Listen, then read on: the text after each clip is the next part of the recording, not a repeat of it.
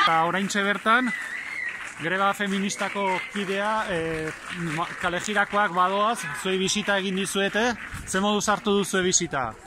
Oso ongi, oso ongi. Poz handia egin digu, beraien ibilbidean, Josefinatik pasatzea. Eta, bueno, egoera berezia bizi duzue, salaketa egin duzuea edabidetan. Bai, atzo egin genuen publikoa jasaten ari garen egoera. Dara matzagu urte pila ekonomikoki gaizki, baina, bueno, ja azken hilabete hauek izan dira nahiko larriak, eta ez dakigu noiz arte iraungo dugun. Baduzuen Nafarroko gobernuarekin hitzarmen bat 250.000 euro iritsi behar ziren, iritsi dira? Ez dira iritsi, ez. Eta horrek zer ekarri du, zer suposatu du horrek zuendako? Hori publiko egin zenean mina handia egin zigun. Ze azkenean jende gehienak uste du diru hori klinikara iritsi dela, eta ez da egia. Inork ez du esan hori ez dela egia, eta donazioen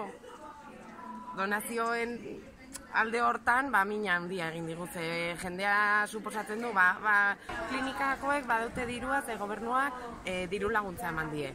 Eta ez da egia hori. Orduan ekonomikoki laguntzen digun jende aurrean mina handia egin du. Eta horrek esan nahi du klinika bere diru kontuak ez direla ongi egongo? Ez. Eta zuen soldatak? Kongelatuak. Zenbat urte? 10 urte. Eta? Gaizki, egoera azkenean pertsonalki gaizki. Badakigu ezin dugula ezer hobetu barruan ez dago dirurik. Orduan...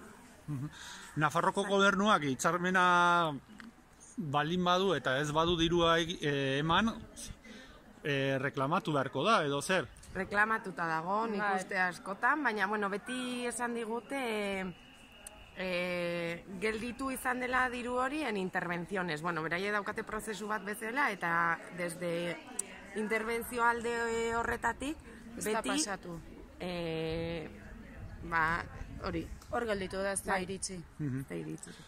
Eta orain okerrez banago hitzarmen hori ere urte batzutarako zen eta bukatu da, ezta? Hori da. Eta orain zer?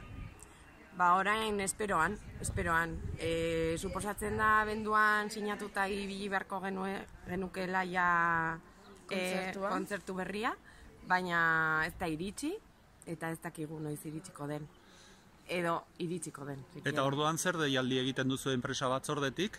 Enpresa batzordetik, jendea gure ondoan egon den bezala, gurekin egotea, eta joango gara kontatzen ze pausu eman behar ditugun, eta Nafarroko gobernua nik uste egin behar duela refleksio bat, eta jakin hau beharrezkoa dela. Erreferentzia zentro bat da. Bai Nafarro mailan, baita estatu mailan ere. Beraz, ezinbestekoa den klinika bat da. Eta greba feministaz ari garela, zaintza lanetan ibiltzen zarete zuek hemen lanean, gor greba egitea zaila? Zaila. Zerbitzu minimoak hartzen baldin baditugu, jende gehiago egon beharko da lanean gaudenak baino.